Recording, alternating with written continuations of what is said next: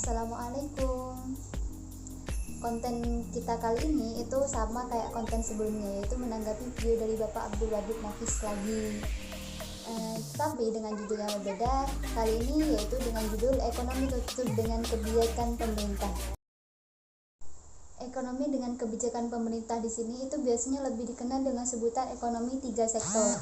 Yang mana pengertian dari ekonomi tiga sektor tersendiri itu adalah perekonomian yang meliputi kegiatan dalam sektor perusahaan, rumah tangga, dan pemerintah. Jadi kalau di konten sebelumnya kita itu membahas tentang ekonomi tertutup tanpa kebijakan pemerintah, di mana pemerintah itu tidak ikut andil dalam masalah perekonomian antara dua sektor tersebut. Sekarang kita akan membahas lebih lanjut tentang bagaimana pemerintah ikut andil dalam perekonomian yang terjadi antara perusahaan dan rumah tangga. Untuk lebih jelasnya, di sini Bapak Abdul Wadud telah memberikan suatu gambaran bagaimana tentang siklus dari perekonomian tiga sektor ini, ya, sektor antara rumah tangga, perusahaan, dan pemerintah. Selanjutnya kita akan menuju pada siklus-siklus tersebut. Baiklah, di sini akan kita bahas tentang siklus perekonomian tiga sektor. Kaitan antara ketiganya yaitu yang pertama dari perusahaan. Dari perusahaan di sini kaitan dengan rumah tangga mengenai gaji, upah, sewa, bunga, dan laba.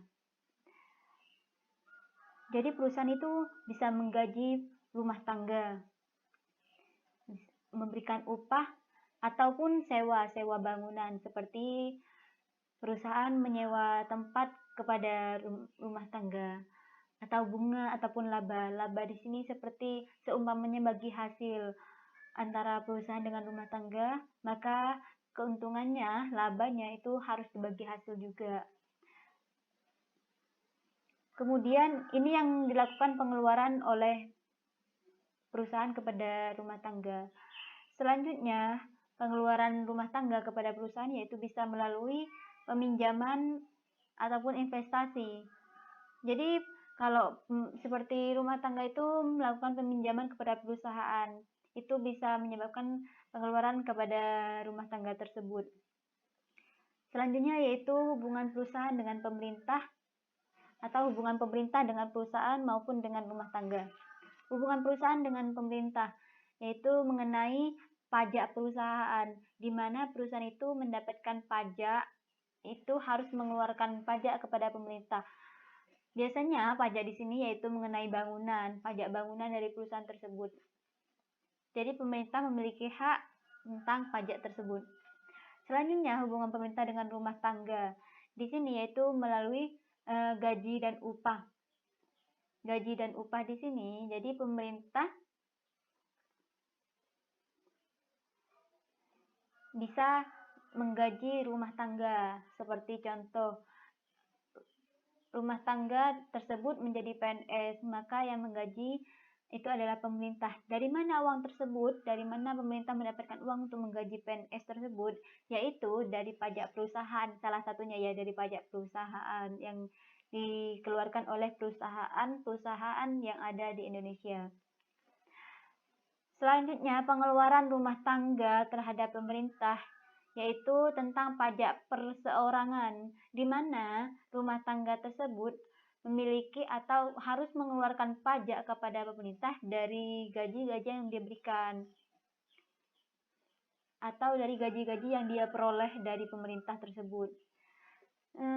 Selanjutnya yaitu pengeluaran rumah tangga kepada perusahaan. Pengeluaran rumah tangga kepada perusahaan di sini yaitu melalui konsumsi rumah tangga, di mana ketika rumah tangga itu membeli kepada perusahaan tersebut, membeli produk apa saja, seperti contoh membeli makanan, membeli kebutuhan-kebutuhan kepada perusahaan tersebut, maka rumah tangga tersebut mengalami pengeluaran yang bisa menjadi keuntungan kepada perusahaan tersebut. Jadi adanya campur tangan pemerintah dengan ekonomi dua sektor yang tadi itu yaitu rumah tangga dengan perusahaan, itu menyebabkan dua perubahan penting.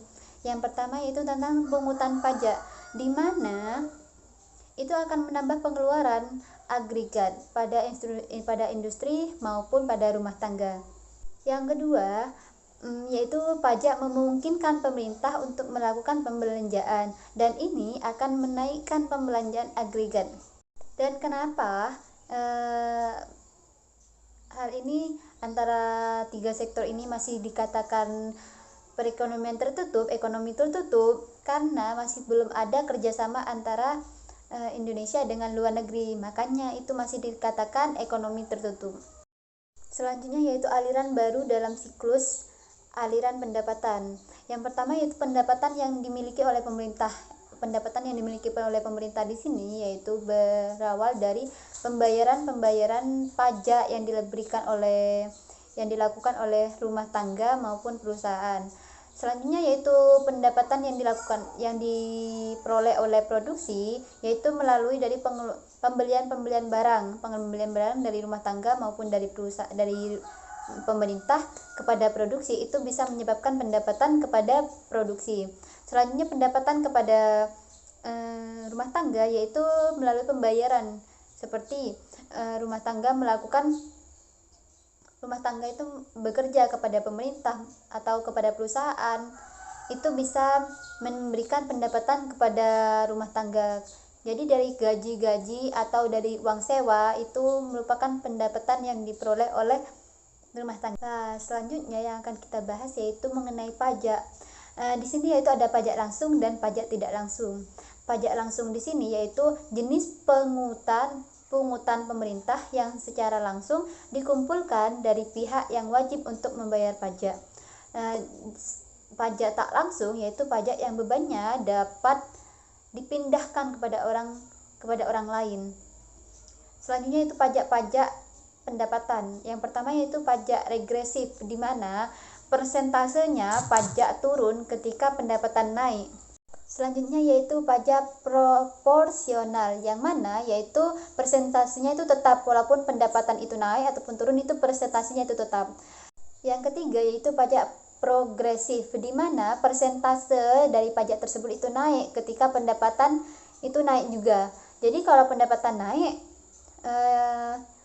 persentasenya itu juga naik. Seumpamanya yang awal itu dapat 5% dari pendapatan tersebut, maka jika pendapatan tersebut naik berapa persen, jadi persentasenya bisa naik menjadi 7% ataupun 10%.